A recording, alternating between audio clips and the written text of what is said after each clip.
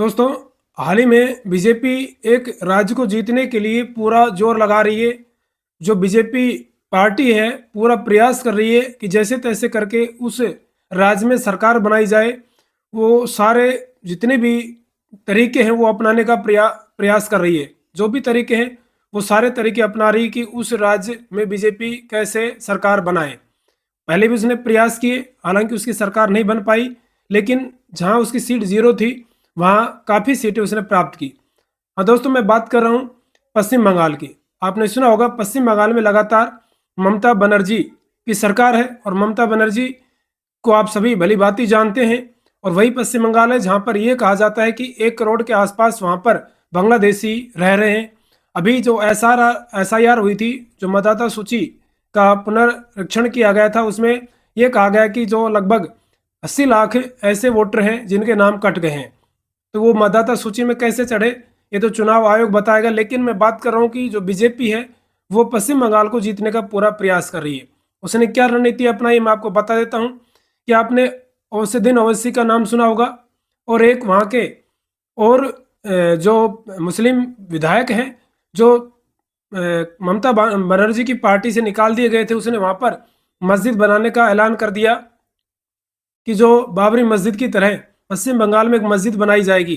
तो वहाँ पर आपने देखा होगा, पहले बहुत सारे समाचारों में सुना होगा कि किस तरह से लोग, कोई ईंट लेके जा रहा है, कोई बजरी लेके जा रहा है, कोई पत्थर लेके जा रहा है मस्जिद बनाने के लिए। तो ये बीजेपी की बहुत ही ज़बरदस्त ये रणनीति है पश्चिम बंगाल को जीतने की। क्योंकि वो क्या करेगी कि वहाँ के जो मुस्लिम वोटर हैं वो ममता बनर्जी से बंधे हुए हैं।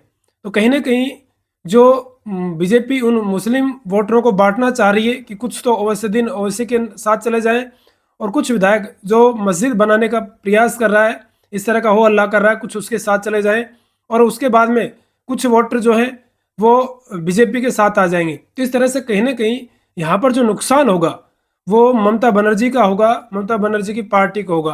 क्योंकि बीजेपी का तो कुछ नुकसान होना नहीं है। यदि वोट वहाँ पर कटेंगे बटेंगे तो सिर्फ ममता बनर्जी के ही कटेंगे। उसके साथ साथ जो अपना एक पड़ोसी देश है बांग्लादेश, उसमें भी कुछ इस तरह की बातें आ रही कि वहाँ पर हिंदुओं के साथ अत्याचार हो रहा है, वहाँ पर हिंदुओं को मारा पीटा जा रहा है।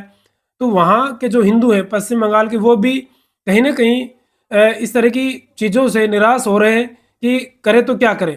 क्योंकि बांग्लादेशी बहुत ज़्यादा है पश्चिम बंगाल में।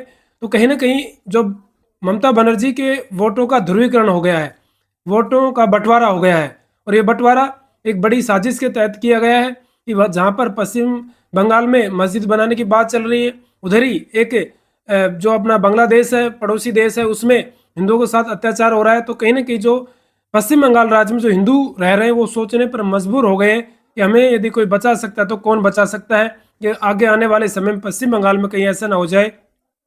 तो एक ऐसी विचारधारा, एक ऐसी लहर खड़ी कर दी गई है पश्चिम बंगाल में कि आने वाले चुनाव में जो है बीजेपी कहीं ना कहीं पहले से ज़्यादा सीटें प्राप्त कर सकती है। क्योंकि जो बीजेपी उसने वो 2 साल पहले तैयारी करके चलती है। कहीं पर भी उसके चुनाव होने हों उसकी वो पहले से ही तैयारी करके चलती है। ये बीजेपी की बहुत बड़ी एक रणनीति होती है। और पार्टियां जब जागती हैं, जब वो अपना कैंपेन शुरू करती हैं, उससे पहले बीजेपी पार्टी 70% काम कर चुकी होती है। और वही करके दिखाया है पश्चिम बंगाल में कि किस तरह से उसने एक नया कैंडिडेट खड़ा कर दिया मुस्लिम वोटों का बंटवारा करने के लिए। दूसरी तरफ औसुद्दीन ओवैसी है, उसको वहां पर भेज दिया। तो कहीं ना कहीं यहाँ पर ममता बनर्जी को नुकसान होता दिखाई दे रहा है। और आने वाले समय में पश्चिम बंगाल में निश्चित रूप से कहीं ना कहीं बीजेपी को पहले से ज़्यादा सीट मिलेंगी।